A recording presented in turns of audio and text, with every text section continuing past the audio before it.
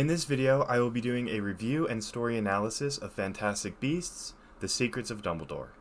Another poorly paced mess of a film that doesn't know what it wants to be.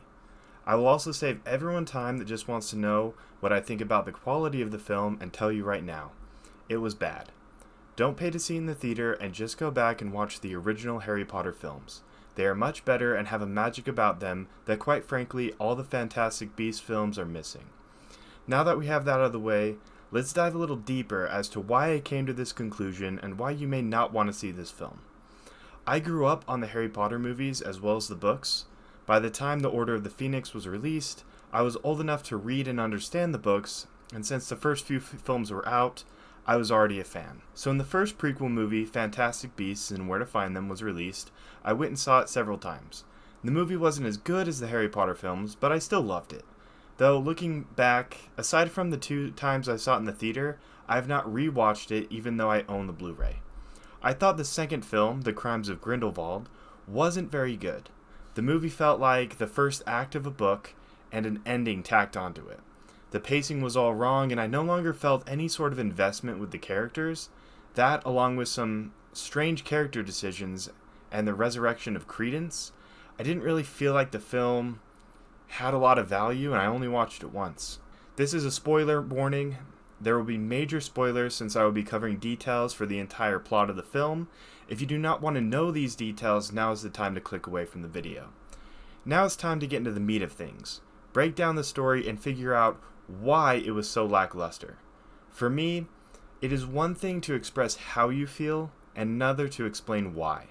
I feel that our gut reactions are often right, and sharing those is important when critiquing a story, but it's much better and provides greater value to break down what doesn't work and why.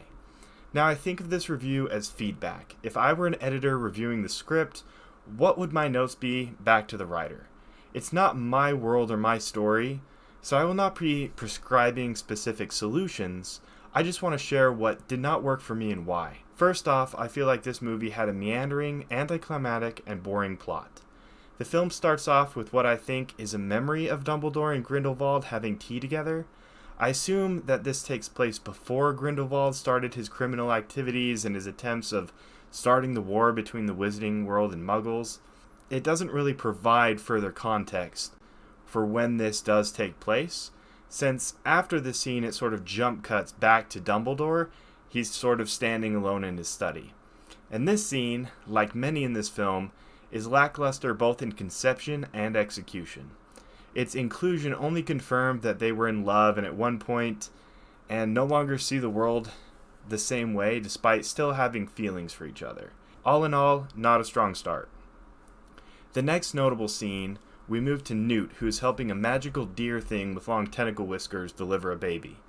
This should have been the opening scene in my opinion, but whatever, I'll move on since it's a mess of a scene anyway. The creature is called a Chillin, and after giving birth, Credence and a few other evil wizards show up and hit it twice with the killing curse. This is something I have an issue with, but we will be coming back to it. Newt tries to escape with the baby Chillin only to be struck with the spell and knocked unconscious. Credence and the other wizards take the creature and leave Newt alive. Why they do this? I have no idea. We'll just chalk that up to plot armor. Newt eventually gets up, returns to the Chillin mother, who is still not dead. Another foal or baby creature shows up, and what would you know, they're twins. I wonder if this will somehow be important for later. After telling the mother that she had twins, it sheds a sad tear and dies. This whole scene left me wondering, why didn't the killing curse immediately kill the creature? It was hit twice, and every other time it has been used in the universe, it is killed instantly. But wait, there's more. Why was Newt there helping? How did he know the Chillin was going to give birth? How did the other wizards know where to find him? Don't worry, we won't get the answers to these questions. Just accept that it happened and move on. I'm not trying to be a dick here by hyper-analyzing and being critical of the story. This scene and the next one I will break down are just prime examples of the writing and story problems that plague this movie.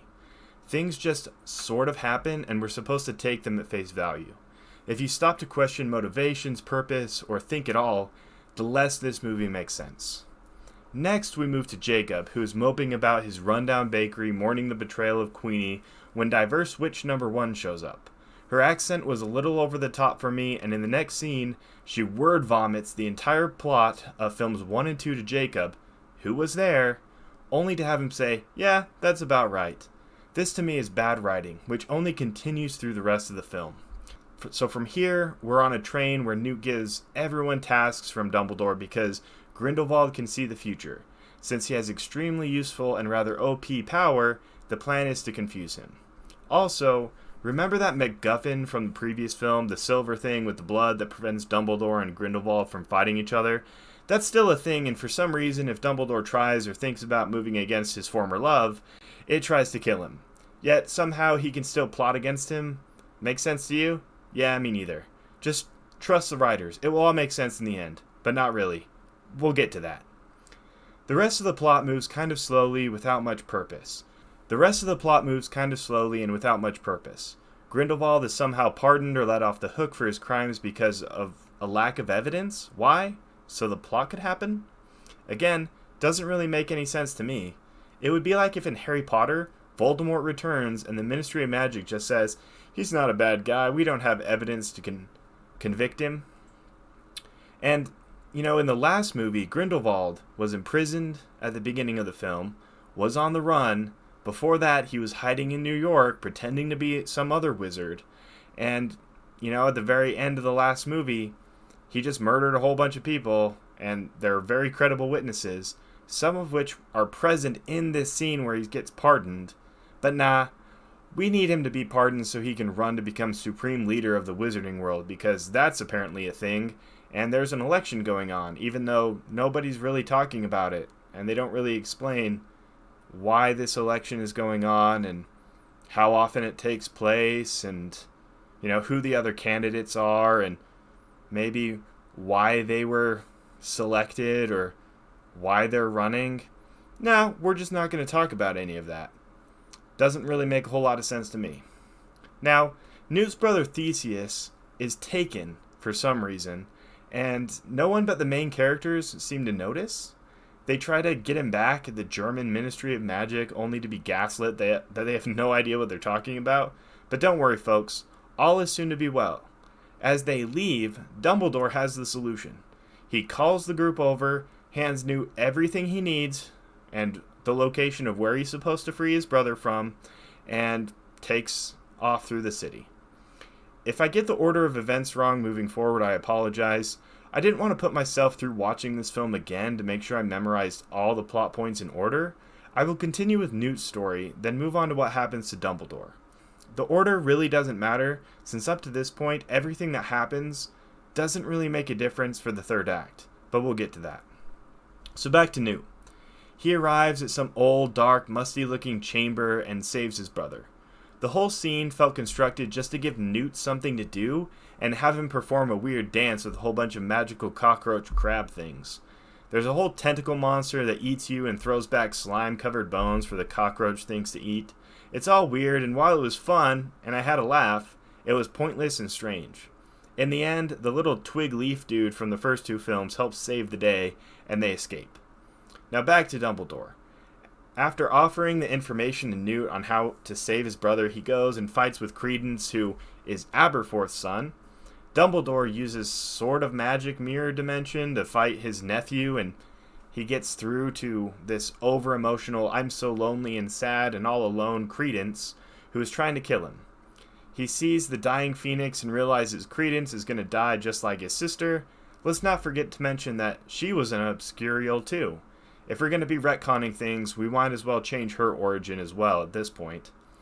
I just want to take a moment to point out how useful the mirror dimension trick would have been in all the Harry Potter movies. Just saying, you have to be careful when adding new things to an already existing story. Every story has rules, and just because you have new ideas doesn't mean you should break them. That's why prequels are so hard to do right, and why they're always impacting their original series in negative ways. Eventually, we all end up at Hogwarts. Why? Probably because nostalgia. People like Hogwarts. It's an amazing setting. I get it. But it doesn't really serve the purpose too much of this movie. This is where we get told by Dumbledore that nothing the characters did made a difference, or in fact, Made it worse, and now we have to stop Grindelwald for real this time. Back to the Chillin. The one Grindelwald had captured is killed and brought back to life. We learn that this creature is special because it can look into your soul and know if you're a good person. And the plan that Dumbledore has is to stop Grindelwald from using the Chillin to trick the wizarding world to voting for him because he's some sort of pure of heart candidate. Now, in order to get the real Chillin to this place, they set up 5 decoy cases, and it's the same case that Newt uses to keep all of his creatures, and it's set up where nobody knows who has the real one, and they're supposed to get through the people that are going to be waiting for them up at the top. Now, I know that there was supposed to be tension, but I didn't feel any. It just sort of played out, and in each case that wasn't the real one got discovered and ended up being some sort of magical trap. They make you think that Newt has the real case and he makes it to the top where he's going to present it and stop the fake one. The rest of the characters aren't far behind and end up escaping the suspicious group of wizards who are policing the village. Not conspicuous at all. Oh, and remember Queenie? She switched sides again and is good now because reasons. They didn't really give her a great reason for switching in the first place, and the way that it's written out of the story in this movie just goes to show that it was a bad story decision in the first place. The only character I still like is Jacob, and he is the highlight of this movie. I was able to make it through this disaster because he made most out of what he was given to work with. Now, I want to break down the ending in a little more detail because I think it's sloppy, anticlimactic, and dumb. One of Grindelwald's followers stuns Newt, takes the case, and starts up the stairs where the election is being held at the top. I guess Newt recovers, and no one tries to stop him as he races up the stairs after the woman who took the case. As soon as he tries to take it away, it bursts into flames, and no one shows up to stop him from ascending because they didn't think they had to have security in this area. Even though there were other evil wizards in the crowd. Come on, this was so lazily written. At the top, the bewitched Chillin bows to Grindelwald, who is then elected as the ruler of the wizarding world since he's deemed pure of heart. Then he immediately declares a war on the Muggles because they are inferior and need to be eliminated, mocking Jacob in the process and demeaning his relationship with Queenie as wrong. Newt makes it to the top and accuses Grindelwald of killing and bewitching the Chillin, and is brushed off because there's no proof. All seems lost, but wait! Newt's assistant comes out to the rescue and hands him the real case with the live Chillin. And what do you know? The bewitched Chillin suddenly dies and Grindelwald is discredited. So the election is deemed void and the new Chillin bows to Dumbledore who is pure of heart for some reason. Even though the entire movie shows that he's sort of a flawed individual who isn't really pure of heart. The thing is, having flawed heroes is a good thing.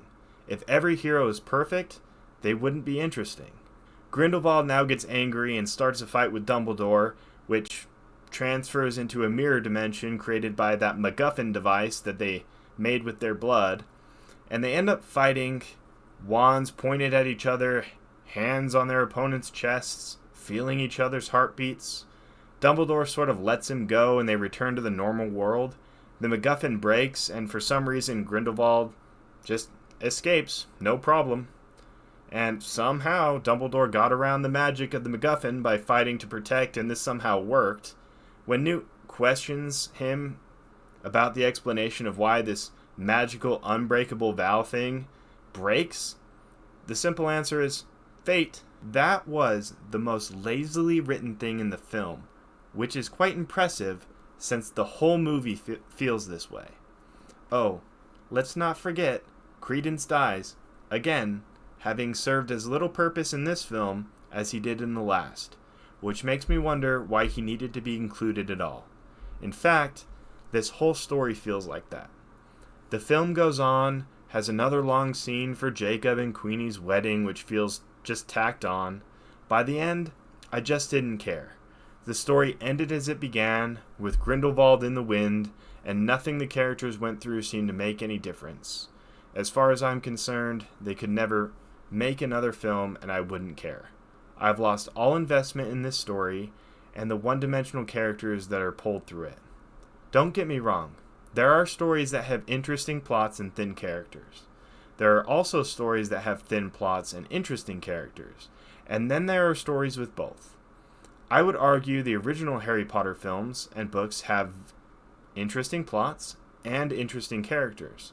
There is no doubt that they are amazingly successful and popular with people all around the world. But both are missing from this film, and I'm unsure why. I guess the story was fine. Again, it was just meandering, lackluster, and in the end, extraordinarily underwhelming.